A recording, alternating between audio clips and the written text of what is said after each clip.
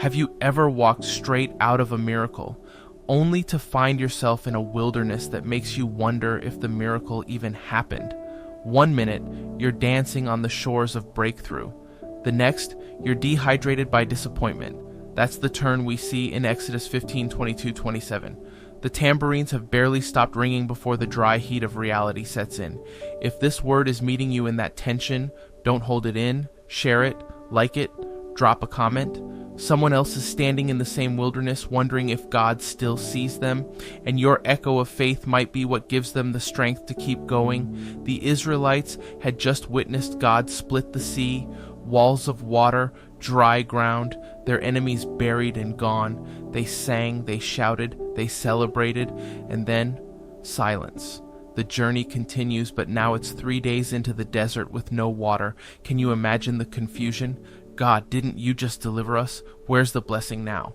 And finally, they find water, but it's bitter, undrinkable. They call the place Marah, which literally means bitter. And just like that, the praise turns into protest. The song fades into a grumble. It doesn't take long when comfort runs out, but watch this. Moses doesn't argue, he doesn't spiral. He cries out to the Lord, and God answers, not with rain from heaven, not with sudden rivers.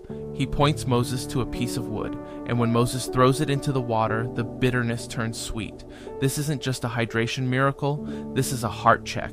God is showing them, and us, something crucial. Deliverance isn't just about getting out of Egypt, it's about getting Egypt out of us. The old reflexes, the panic, the complaint, the entitlement don't die easy. But God's not just rescuing us for a moment, He's forming us for a journey. And right in the middle of that moment, God speaks a promise. If you'll listen to me, I won't let the diseases of Egypt follow you. I am the Lord, your healer, not just your rescuer, your healer, your restorer, the one who can take bitter things and make them sweet again. And then, like only God can, He leads them to Elim. 12 springs, 70 palm trees, shade, water, rest. It was already there, already prepared, but they had to go through Marah to get to it.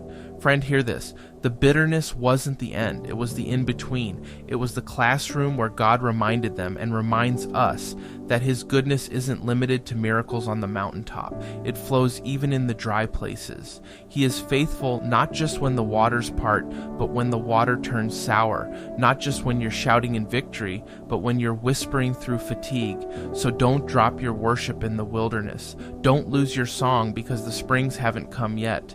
The same God who parts the sea can sweeten the struggle. The same God who got you out will carry you through. Marah doesn't cancel the miracle. It deepens your dependence. And Elim? It's closer than you think. The deliverer is still the healer. Keep walking, keep trusting, keep worshiping, even here.